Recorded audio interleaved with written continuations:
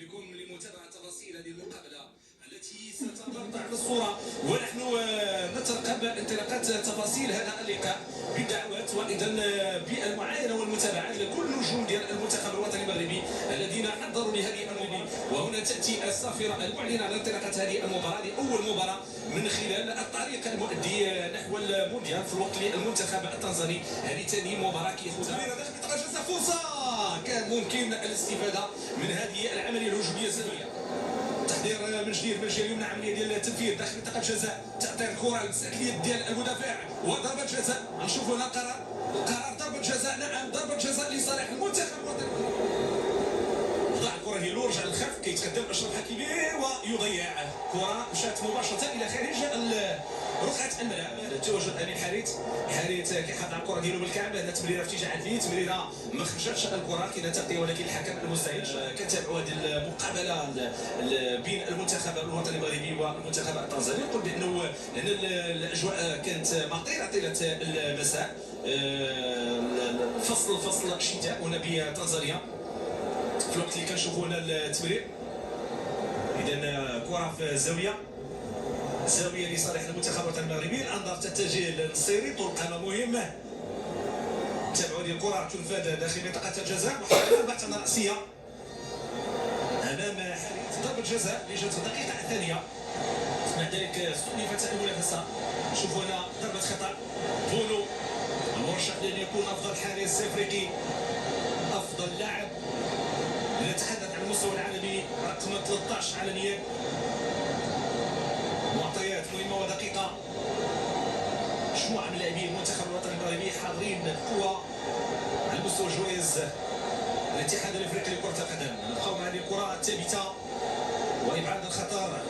هنا موغاتوس يصوب هذه الكره مباشره الى خارج الخط الخلفي. بالنص اللاعب كره كترجع مره اخرى من امين حارث، رجع الكره ديالو التغطيه على مستوى خط النصيري، ارتقى الكره ديالو، مشى الكره ديالو، قام باش يمشي على مستوى التمرير والكرات اللي كتجيب بهذا جنك اللاعب اللي بحث على كره تنفذ اماميه.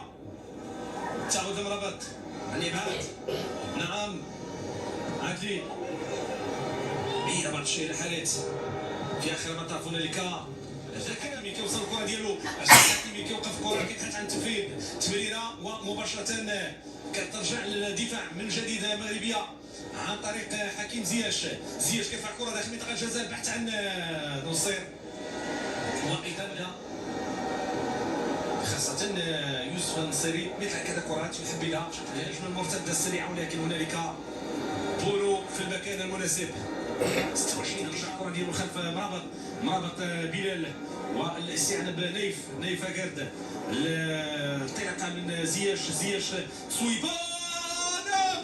هدف أول للمنتخب الوطني المغربي، هدف بشكل ممتاز، هدف بشكل رائع، انطلاقة ممتازة، أحسن بداية في مشوار معين كأس العالم. تصويبة لا تبسط ولا ترد بشكل بالطريقة، تهزيم الحارس.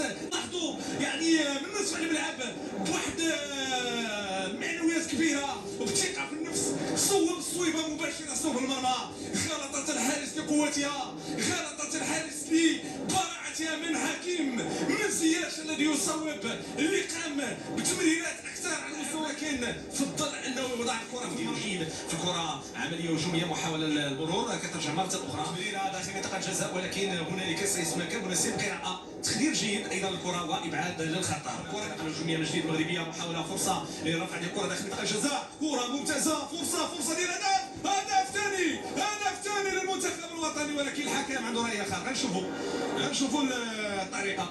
كره المغربي فرض ايقاع، فرض العمليات الهجوميه، فرض ايضا وضبط ايقاع المواجهه من الجهه اليمنى، الجهه اليسرى ايضا تصويب عن بعد كحل من الحلول. كره مغربيه مره اخرى، فرصه من جديد، تمريره عمليه ديال المروه. هناك حكيم زياش استعداد للتنفيذ.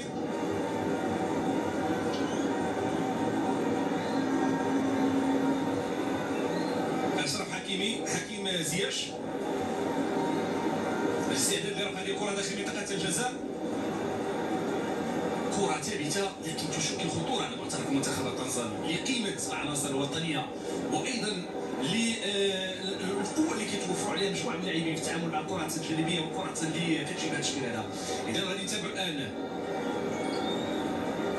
حكيم زياش ينفذ يرفع لكرة داخل منطقة الجزاء بالمحاذاة لفرق كثيرة وطنيا وخارج الوطن في هذه التمرير تأتي الكرة مباشرة إلى خارج الخط الخلفي داخل منطقة الجزاء بحث عن التصويب عن تمرير وفي آخر المطاف هنالك تقديم الدفاع.